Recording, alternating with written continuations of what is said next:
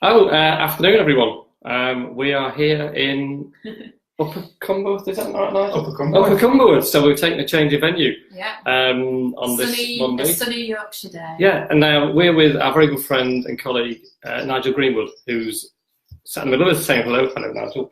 I'm going to talk about a few things, but I just want to point out that Nigel's got a really cool sense of humour because he's really upset me today. He's given me a mug. It says on here with my coffee saying Yorkshireman, and for all of you who know me, I am totally not that proud Lancastrian, but hey ho, I will forgive Nigel on this occasion. I just see it as part of the customer experience. Yes, and I'm going to lift a formal complaint against him as well, so we'll see how he handles that. So have we all had a good weekend? Yeah, amazing. Yes? Yeah. Managed to avoid the royal wedding? Nearly. My wife's quite a royal fan, so we had that on, but we had my granddaughter who's 21 months old here, all day Saturday. So then we spent all day Sunday recovering. All right. Good stuff. So we've asked Nigel to join us today because we want to talk around all things customer journey, customer experience. And you've probably heard myself and Claire talk massively around how important it is to get to know who your customer is. So we've talked about making sure you know them from where they hang around, what they do, etc. But actually, once you've found out the art, how do you then go and treat them? So we really wanted to chat with Nigel because he's got wealth of experience over how many years would you say? Far too many. Far too many. About 30. About 30 years of experience. And let's say Nigel's really agreed to have a chat with us about all this kind of stuff. So if you're watching and you start watching, click on say hello, let us know what you're up to today. If you're watching it later, click a hashtag replay for us. And we'll take it from there. So when we started initially muting this idea of you having a chat with us, you kind of felt there was some key things that, I guess from your experience working in the bigger corporate world, that lots of SMEs or smaller business owners can learn from what happens in the... Yeah, I mean, I think if Nigel, for everybody who doesn't know you and your background, if you just give us a quick summary of your experience to this date. Okay. So my background's in financial services. My last two proper jobs, I worked for Halifax Bank of Scotland, so I was head of channel management, which is all about making sure you get the right product in the right place at the right time for the right customer. And then for my sins, I became head of customer loyalty, so I looked after customer retention for 3 years. That would take you up to 2009. And I retired then. I just turned 50 and I thought it was a good time to go. But it was a lot easier to go back to work rather than sit at home and do the list of things my wife left me to do every day. So I went contracting with the likes of Nationwide and Empower doing customer experience work, customer journey mapping. And then got a little bit frustrated because working with large corporates, you can learn an awful lot, but it's hard to achieve anything and make a difference. Oh. So that's when I set up Simply Customer, just to work with smaller businesses to make a difference. Yeah. So taking your experience and from understanding and knowing the customer and taking that to an assembly and showing them little tricks that would make a difference. Yeah, the little tricks. It's all about the little things, and it's all about trying to keep things really simple. So in corporate world, you get massive reports that nobody ever reads, nobody ever takes any action on. Whereas, when you're running your own business, I guess like you did with the boot camp, if you can give people some practical tips that they can then implement really quickly in the business and they can see the impact.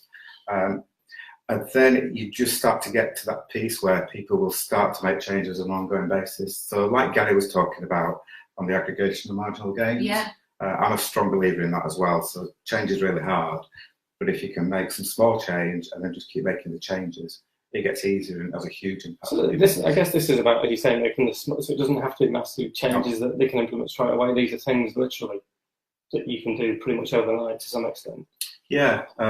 One of the first SMEs I worked with, we made one change to the way they issued the quotes, and it doubled their conversion rate. Right. It's a really simple change that anyone could do. And there's a number of things. There's quite often. And don't expect a huge difference every time you make a small change, but it's the accumulation of them that just builds up over time. And that's part of, if you understand your customer journey, then you understand where to make changes. Because as you make a change at one particular part of the journey, it will change other parts. And it will either solve issues for you or potentially create some new ones, which are still quite easy to fix. Okay. Wow. So what Nigel's going to share with us is actually... Oh, hi Darren, how are you doing? Hope Hi, you're Darren. well. Hi, Darren. Hope all the gymnastics were at the weekend. That's not Darren doing the gymnastics, by the way. Although he did say the leotard was feeling a little bit tight, which did give me some visual images. But I hope you had a great weekend, mate. So Nigel's going to talk us through six areas where you can start implementing this straight into your business straight away. So we'll let Nigel crack through those. Okay. So just to set this in context, I believe there's only 3 reasons why anyone's going to buy from a business. So the first one is price, but anyone can always undercut your price. So we saw that when Aldi and Lidl came into the UK supermarket. Interestingly, they took market share from every supermarket apart from one. The second one is product. So you might have a great product, but it's quite easy these days for people to copy your product. The third reason is actually the one that makes up 70% of the decision, because it's an emotional piece. People buy from the heart rather than the head most of the time, and that's customer experience. So that covers your branding, your service, your tone of voice, all the things that these guys were talking about in the boot camp and that they talk about all the time in the business squad. And over the years, I've looked at millions of customer comments and complaints. I've sat in on lots of forums, and I like to keep things really simple. So I've got to the basis that there are only 6 things that customers want, and as long as you know what they are and you can work out how to apply them to your business and your customers, then you will always have a great business. And when I first talk about them, you'll think, well, they're just common sense, and they are. There's no magic secret. So the first one is make it easy. Look at that in terms of, what do you want a customer to do? How obvious is it for them to be able to do that? And how many steps do they have to take to do it? As a really easy example, if you've got a website and you're advertising a service, what you really want is people to go on your website and then phone you to arrange a one-to-one appointment. Then you should have your phone number on your homepage. So you don't need a separate contact page. You're not looking for them to email you, because that's just an extra step. So have your phone number there, nice and big. Have your working hours there so they know how to contact you and when to contact you. And more importantly, make sure that either you're answering the phone, or if that's not possible, that they can leave a message and you'll get back to them really quickly. It's just making that life really easy and really simple for a customer. Is the part of that as well as actually whoever it is who's answering the phone, they need to be pretty switched on as well? Yeah, they do. That's one of the problems when that comes into the overall brand piece as well. So I found a business recently to arrange an interview with the business owner, and the person that answered the phone, I couldn't really tell what they were saying. They were talking really fast, so it was obviously not their proper job. And then when I gave my name, I had to spell it out 3 times. I've still got it wrong. Now, I know Nigel is a bit of a weird name. And I know you're going to say it suits me perfect. I wasn't going to say anything. I'm still going to get you back to my mug, the Yorkshire. Sorry. But it's looking at what responsibilities the people in your team have and how would that sound to a customer. So talking to a business that wanted to sound really professional, actually my first impression of them was, that's not brilliant. And sometimes it's little things. So one of my clients has a combined workshop and showroom, and you've got to get to the showroom by going into the workshop. Actually, when you go in, you're supposed to turn right. But when I went in, there was no sign telling me to do that. So I wandered straight into the workshop, instructed a guy doing some work to find out where to go. But that's one of the beauties about working with a small business. So the next time I went in, they put a sign there. So really simple things. It just makes a difference, doesn't it? But yeah, it makes a big difference. You're not interrupting people. It's just a lot easier. Hi Malcolm, thanks for joining us. Hope you're well. Had a good weekend. Hi Malcolm. Hi Malcolm. So that first one then is about keeping it simple and just doing some simple little things. So. Yeah, keeping it simple, thinking about what steps they need to go through to do it. I've just given it as few steps as possible. And that applies to anything. So whether it's somebody looking to buy from you, somebody who's got a query, somebody who's looking to buy from you again, especially if they're looking to buy from you again. So just make that as easy as possible. You know, you should already have quite a lot of information, and the little things are the things that really annoy me. So if I've bought from somebody and then I go back on and I've got to re-register or I've got to input my details again, and you just think, really, are you that bothered about me? It's not that personal touch, is there, that they remember you and they remember what you bought last time, and they can prompt you about things that you might want the next time, and that whole thing that you feel valued as a customer. And that's where, and we're going to take these out of order now, so I will probably forget some of these now, but that's one of the others. So that's treat me as an individual. The larger your business gets, the harder it can become, but quite often it's down to the words. So for example, if you have a set of business processes to follow, you should never ever say to a customer, our process is. You should always be saying, what I can do for you now is this, because it shows that you've listened, you understand what they want to do, and you're explaining how you're going to do that. And sometimes it's really, really simple things. So my best example, and I know you've got one about cheese, which you're going to enthrall us with it in a few minutes. Right? I spent 4 years contracting, so working away quite a lot. At one point, I stopped for 3 nights in a country pub in the Midlands. Really, really nice pub, really enjoyed it. Afterwards, I put a 5-star review on TripAdvisor, and I didn't go back to that pub for 6 months. But when I did, I'd got a 3-month contract. So I ended up stopping there 4 nights a week for 3 months. And when I walked back into the pub, having booked online, the landlord just looked at me, hey, nice to see you again. And I thought, well, that's nice, remembers that I've come. We've booked you into the room that you used last time because you're really happy with that. I thought, that's good. But I know you're with us for a few weeks. Next week, we've booked you into our best room because I know you posted the 4-star review on TripAdvisor, and we've had a lot of great comments from that. Okay, so it's following on social media. That's brilliant. Yeah. And we've got a bottle of the wine that you really enjoyed last time set aside for you as a thank you for posting that.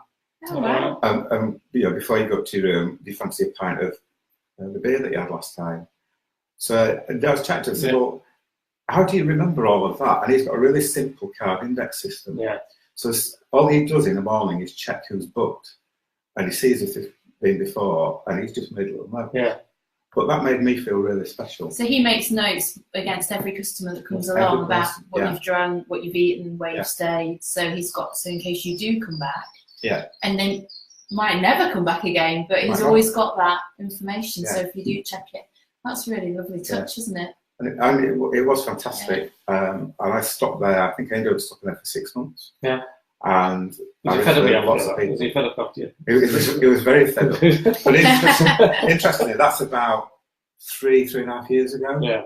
So 6 months ago, I took my wife there for the weekend, and when I walked back in, he remembered me. Which, you know, so he's still operating the same system. Yeah, that's brilliant. It doesn't cost him anything. Yeah. Anyway, tell us about cheese. My hatred of cheese. Okay.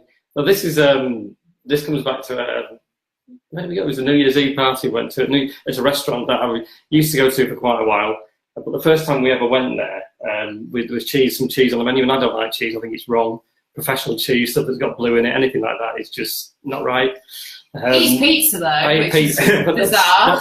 That's a different story. But anyway, the point is so we've been back to the restaurant a few times and things like that. And in this particular time, we went for a New Year's Eve, and it was a set menu. And I looked down the menu, and lo and behold, there was some cheese on the menu. Not as afterwards, not with coffee, but there's some cheese there. But what was the nice thing was, as everyone else was getting served there, I don't know, we had about 8 courses and bottles of champagne and the rest of it. And my course arrived, and I was the only one in the restaurant who didn't have cheese on the plate. So they switched my around and given me something completely different, which is really nice. But it just goes to show that they knew me, and I hadn't gone in to ask about it. But they remembered. I mean, the first time I did it, I had a bit of a joke about it with them. First time I went to the restaurant, but it stuck. Yeah.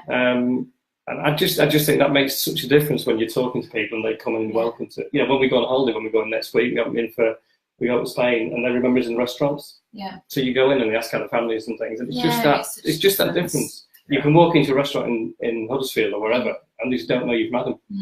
And that's the difference. It's just knowing. We've said that we've done several Facebook Lives and talked about the millennial as well. And it's not just the millennial, it's everybody really now. We all want to be treated as an individual, that we're important and that you remember us, and that you, in terms of like your social media marketing and your email marketing and everything, you need to remember who your customer is and think about them. And it's those little things, those little personal touches that really do make a difference. Like you say, you feel loved by the brand back, so you love them, and then you think, oh, they love me as well, so that's perfect. So moving on from cheese and from beer. Oh, hi Brian, how are you? Hi Brian. Hope you're well. Are you still in Naples, or are you watching us from the top of Mount Vesuvius? I don't know if you're still away. Hope you're well and having a fantastic holiday. The pitch you had on Facebook was really good. Yes. Sorry, we're moving on from cheese and beer to promises. Promises. So the second one is not third one, no. Sorry, well, yeah, in my list, it's the second one. So the third one, God, who invited you? Sorry. Is keep your promises. So, I mean, this is a pretty basic one. I did say they were all common sense. So, keep your promises is firstly about understanding what promises you made. And you have explicit promises and you have implicit promises.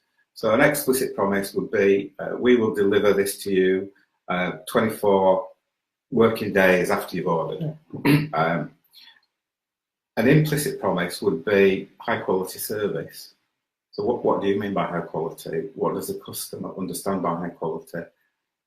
It's not clear. Ambiguous, isn't it? Yeah. It could be different interpretations. Yeah. So it's thinking about what would a customer think when they read something. So for example, the new product I'm about to launch, we've got a guarantee. So, and the guarantee is a money-back guarantee. But we've had to think really carefully about how we phrase it, because we want the customer to understand. So, you know, it seems like if we could have said, if you don't feel you've got value from this, we'll give you your money back. But then different customers have got different ideas of value. So we've been really specific in terms of what we said. So then it's really clear for us when we will give the money back if necessary. And it is just the simple things. So a lot of the promises, we were talking before this about a complaint I'd made with one of the big banks. And I put a complaint in and I was told that somebody would be in touch within the next couple of days. So I understood from that, so I treat that as a promise. And my understanding was that somebody would phone me. And instead I got a text, which told me that I'd made a complaint, which I knew anyway. So, you know, it was useless, but two, as far as I was concerned, they hadn't kept that promise. And I ended up being put through a process, so you come back to the treat me as an individual bit. I asked for a phone call, I didn't get one, because their process was to send a series of texts and letters. So, which I just found incredibly frustrating. It's very impersonal as well. It just makes you think like they don't care enough to pick a phone up. They just want to send you a standard email or a standard text, and don't really want to engage with you as a customer. They don't, and it's really powerful as well. So on my first day as head of customer loyalty, the chief exec dropped a big file on my desk, and he said, "I don't know if you realise, but as part of your role, you now have to answer exec complaints." And I didn't know that. He said, "So here's your first one." And it was a big file, and I thought that was sort of all of them. That was just one. And he said, "I need you to put together a letter, and then I'll sign it and send it back out to the customer." So I spent half an hour reading through it, and I didn't understand what the customer's issue was. So I phoned them, and it turned out to be something really simple. So I explained and I apologised, and I said, "So I'll explain all of this to the chief exec, and we'll send a letter out." And the guy said, "Oh, well, there's no need, you sorted it all out. That's brilliant, thank you so much." And he was amazed that somebody had phoned. But it took me less time to sort it out on the phone than it would have done to drop a letter. To read all the complaints. Yeah. That's sometimes the way we are today. We'd rather email. It's like when I was in a corporate, you'd rather email somebody than you would stand up from your desk, just walk probably 2 desks away and go and talk to them or pick up a phone. And we are getting really detached and not almost wanting that human interaction anymore, pushing it into emails or texts or social media and not actually wanting to speak to the person. But actually, as well, from the customer perspective, things can get, I guess, a bit misconstrued with emails and the written word. Tone of voice and things like that is massive. So actually, just picking the phone up and having a chat, and often these things aren't as bad as they seem to be. Yeah, no, they're not. It's amazing how quickly things can get resolved with a phone call. And they either get resolved the right way or they get resolved the wrong way. So, if you look at it, so it's similar to, so if you send a quote out, I always phone 2 days after I send the quote. And the reason, so some people think, oh, that's a bit pushy. But I just phone and say, I'm just ringing to make sure you've got the quote. If you've read it, you've got any questions, I'll answer them now. Otherwise I'll be in touch later. So it's not a pushy thing. It just sort of makes sure you're in front of mind. They see it as a really nice thing to do. And we get 95% of quotes accepted. So either I'm really good at picking the clients or it's just something that works. Okay, number 4.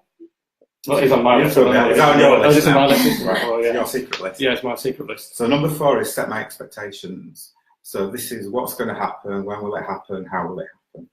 And again, although this just seems like really straightforward common sense, you've got to think as a customer, not as a business owner. So as you're running a business, you've got a much higher level of knowledge than your customers will have.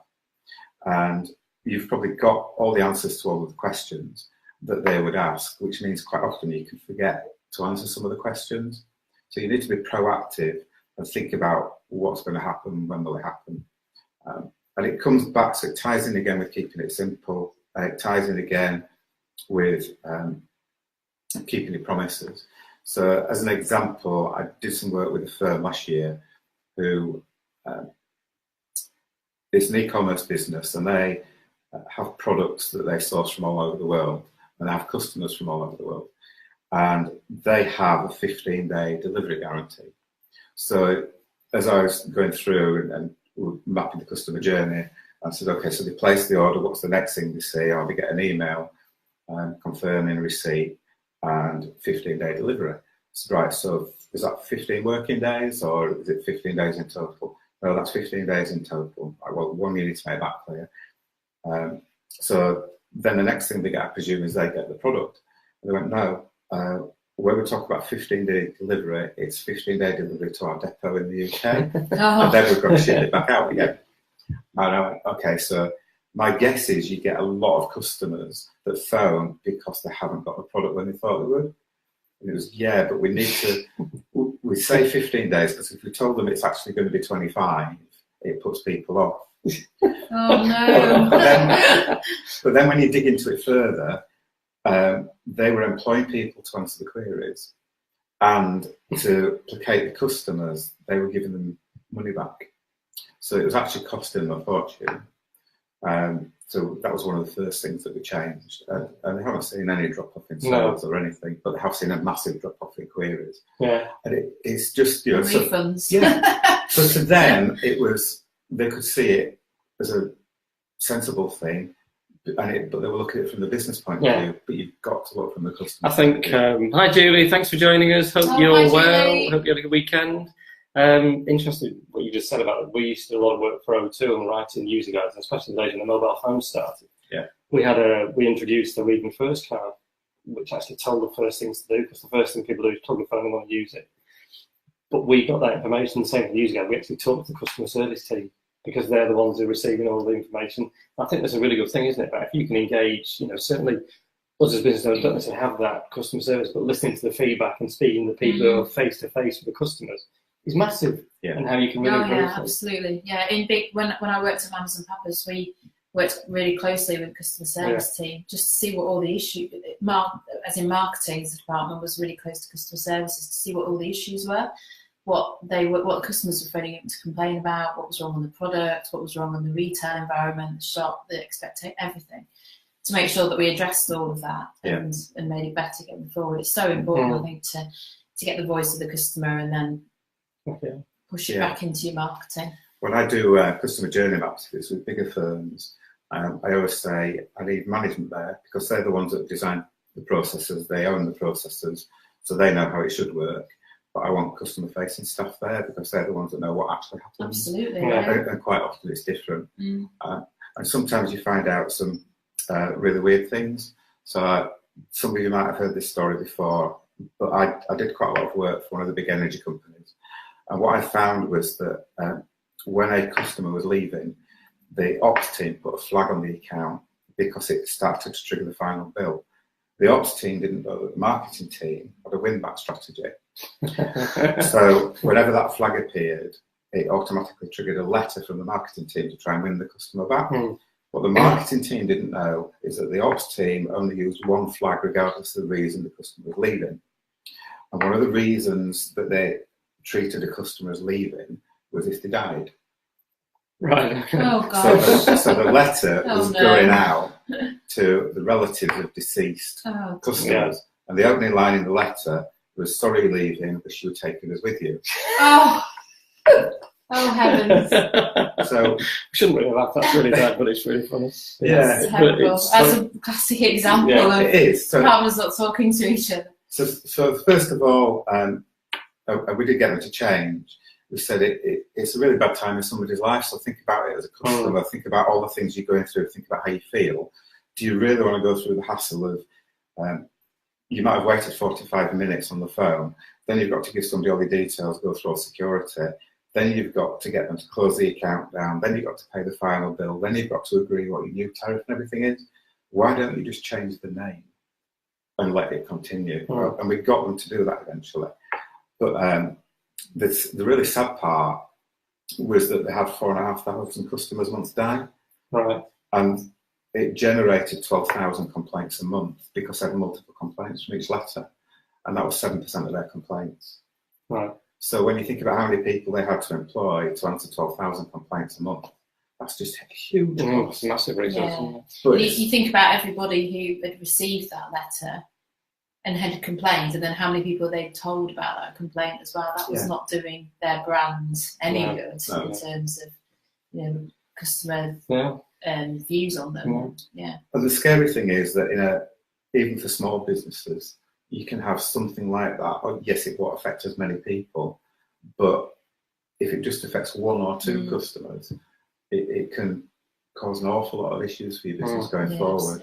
And to you, it might just be something really minor. But if you don't think as a customer, as something that's really small to you, it could be absolutely massive in there. Yeah, that's a good point. Yeah. Hi, Rosemary. Hope you're well. Thanks for joining us. So we'll move on to number 5. Number 5. I have to rattle through these last 2 ones fairly quickly. Okay. So number 5 is talk to me. So communicate. So talk to me on social media. Send me emails. Involve me in your marketing. But when you're doing the marketing, look at the content marketing. So you guys talk about that a lot. So you're not looking to extract value from them, you're looking to add value. Yeah. So giving them information, advice, hints and tips.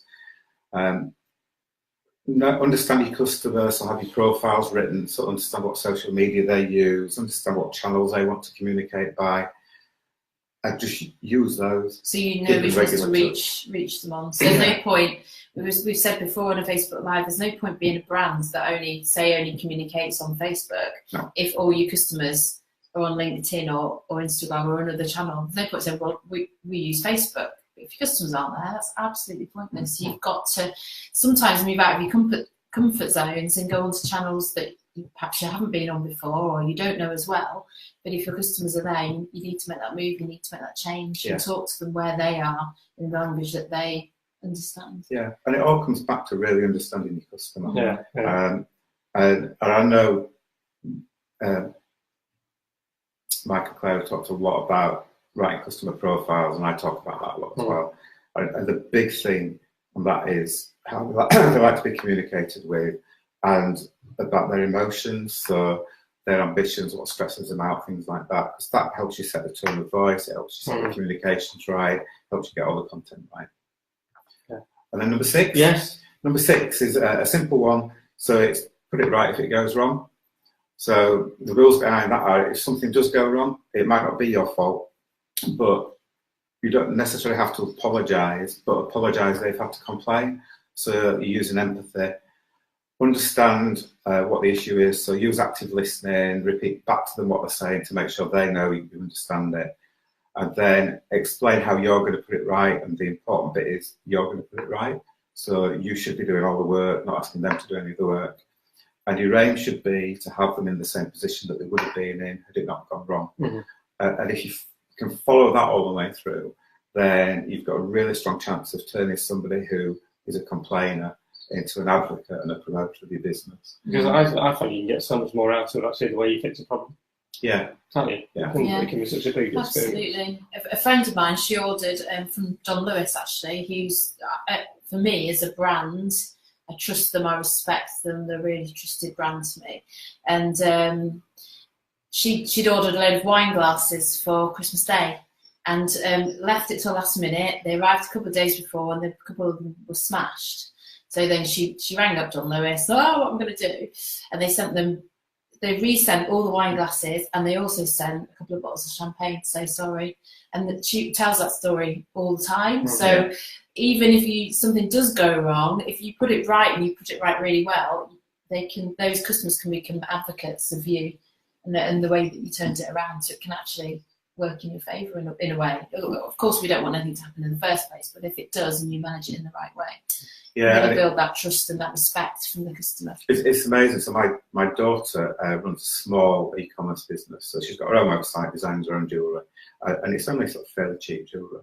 One of her first customers was a lady in California, and she ordered 2 sets of earrings, and when they arrived, one was broken, so she emailed Anna. Anna immediately apologised, and she refunded her the cost, but she sent her a replacement set and a spare set as well. And she also said, I've looked at how I put the packaging together, and I've learned when I'm sending things internationally, I need to be a bit better. So she was showing that she'd used the feedback and made the changes, which is important. And that was it. She got a nice email back from the lady saying, oh, that's lovely, thank you very much. And then 2 weeks later, her inbox was flooded with orders. And what happened was the lady had a strong following on Instagram, so she had over 60,000 followers. Wow. And she posted about how great the customer service was.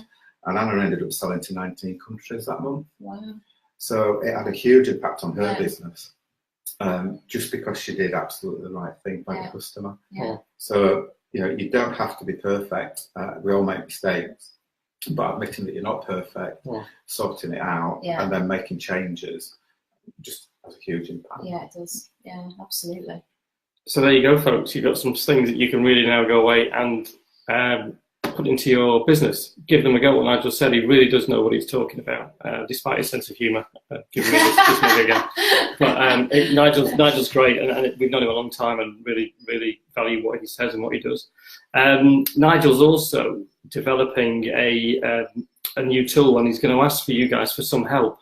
Do you just want to talk briefly about what it is, Nigel, and what you're looking for from people in the business rather than who we know? Yeah, so what I've developed is an online tool where you can map your own customer journey. And so you'll identify all the touch points in your business. You'll also get a set of recommendations with access to expert advice, including some of it written by Claire. And we're ready to launch, but one, I need some people to test it, because although it's been tested a lot, I know it's not perfect. I know it never will be, but I'd like to get it even better than it is. So I'd like some people to test it free of charge, to tell me, one, if anything breaks, two, where it could be improved. But most importantly, I don't know how much to charge for this. So I'd like some feedback from you in terms of how much I should charge. There's also the possibility in the future that you, if you're happy to, you may get contacted by a university, because I have an innovation grant for a further tool, and they want to do some user research. So again, I'd love your help with that. We're going to post a link and the discount code. So you'll need to go through the process where you pay for it, but there's a 100% discount. And that is available for the rest of this week. So anything that you can do to help would be great. It's aimed at micro SMEs. It needs to be affordable for them. So not too cheap that they see it as not being of value, but not too expensive. So it puts people off. I want people to start getting value from it straight away. And the ideal is for hundreds and thousands of people to be using it eventually. So, you know, this is sort of the key bit for me. Yeah. So yeah, any help you can give, I would really appreciate that. Yeah, so we'll ping a link into here and also into Business Squad as well. So anything you do to support Nigel will be great. Nigel's also going to come along to our next boot camp in September, so if you want to come and join us on that, and also you'll have a chat with Nigel, because he is really quite good fun to have a chat to as well, and he really knows his stuff. Unless you're from Lancaster. Unless you just had to ruin it, didn't you? Right, brilliant. Well, that's it from us. I'm not here next week because I'm going to be on the beach in Spain. It's Bank Holiday Monday, and I won't be here either. So we'll be back soon, but we'll post some stuff in the details in this group. If you're watching this, you can tag us again with replay and tag Nigel in. If you've got any questions for him, I'm sure he'll be more than happy to answer any questions that you might have on anything customer related. But please do use his knowledge. Great guy to talk to. Thanks for joining us, everybody. Yeah. Thanks for your time, Nigel. Really appreciate it. Thank you.